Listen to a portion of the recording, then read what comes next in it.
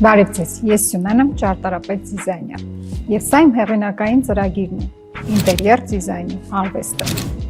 Ուզում եք վերանորոգել բնակարանը, չգիտեք ինչից սկսել։ Այսօր հետևեք այս ծրագրին եւ ես կօգնեմ ձեզ իմ բազմամյա փորձից ելնելով։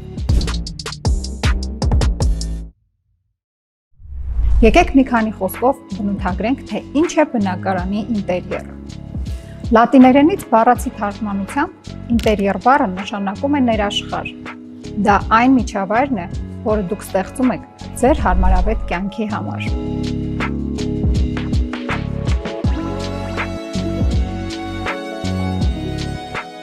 Ինտերիերի ոճի ընտրությունը եւ գեղարվեստական լուծումները ապահովում են ինտերիերում ջերմ եւ պոզիտիվ մթնոլորտ։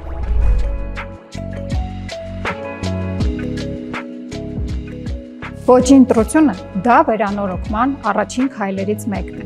եւ այդ ընտրությունը շատ կարեւոր է, քանի որ ոճն է թելադրում հետագա քայլերի հաջորդականությունը, որը իր մեջ ներառում է նաեւ գույնի, դեկորի, կահավորման եւ լուսավորության ընտրությունը։ Գրագետ ինտերիեր ստանալու կարևորագույն բաղադրիչներից մեկը դա նախապես ֆունկցիոնալ հատակագծի նախագծումն է։ Սակայն ոճի ընտրությանը եւ գեղարվեստական լուծումներին կանդրադառնանք առանձին ծրագրում։ Վերադառնանք ինտերիերին։ Գեղեցիկ եւ բալանսավորված ինտերիեր ստանալու համար պետք է հետևել մի քանի կանոնի։ Այսօր կխոսենք գույնի ընտրության մասին։ Կա մի կանոն, որը շատ հաճախ օգտագործում են դիզայներները, եւ օգտագործելով այդ կանոնը ինտերիերում, գույնի բալանսավորումը դառնում է ավելի դյուրին։ Ինչ է դա իրենից ներկայացնում։ Ինտերիերում պետք է օգտագործել 3 գույն, չհաշված այդ գույների երանգները, եւ հենց այդ գույների տոկոսային ճիշտ բաշխվածությունը պետք է հավասար լինի 60-30-10-ի։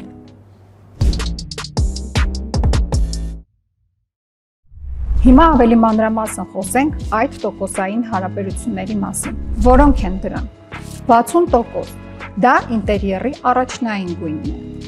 30% դա ինտերիերի երկրորդական գույնն է եւ 10% դա ինտերիերի ակցենտային գույնն է։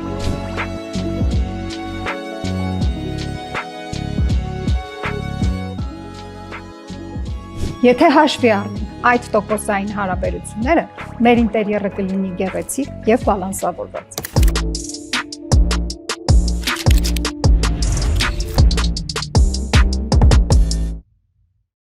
Հիմա դիտարկենք առաջնային գույնը, այդպես ասած 60%։ Դա ինտերիերի հիմնական գույնն է, որով ներկում ենք տվյալ տարածքի պատերի մեծ մասը,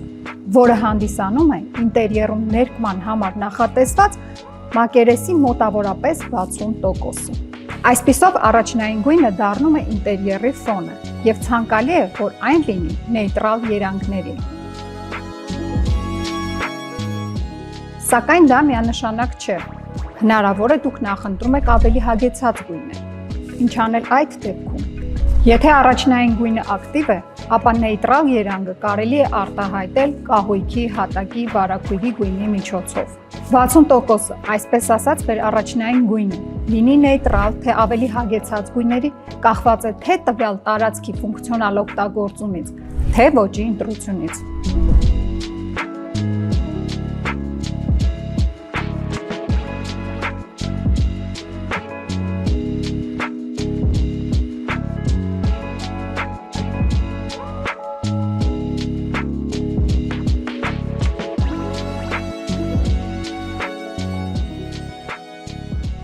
Բայց այս հարցին ավելի մանրամասն կանդրադառնանք առանձին ծրագրում։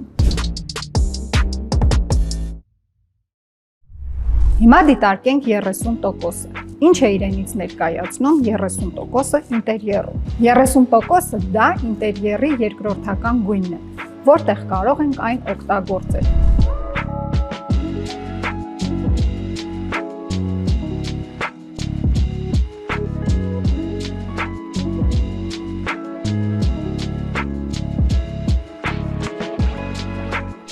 Երկրորդական գույնը արտահայտում ենք կահույքի, հատակի, վարագույրի գույնի միջոցով։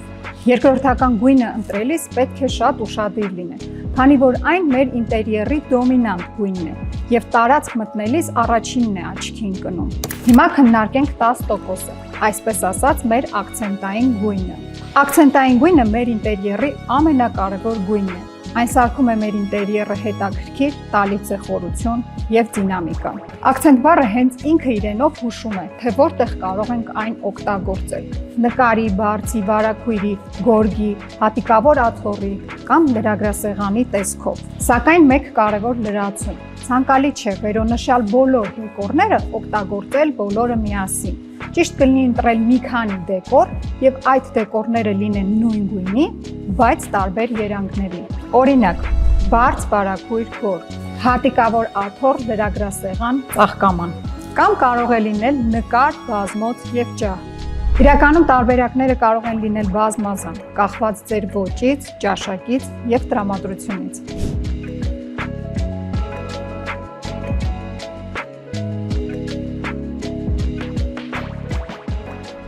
Ակցենտային գույնը այնպիսին է, որ եթե հետագայում դուք հոգնեք ձեր ինտերիերից, ապա փոխելով ակցենտային գույնը կարող եք լրիվ նոր երանգ եւ տրամադրություն հաղորդել ձեր ինտերիերին։ Օրինակ, եթե փոխեք ձեր բարձերի եւ վարակույրի գույնը, ձեր ինտերիերը նոր շունչ կստանա։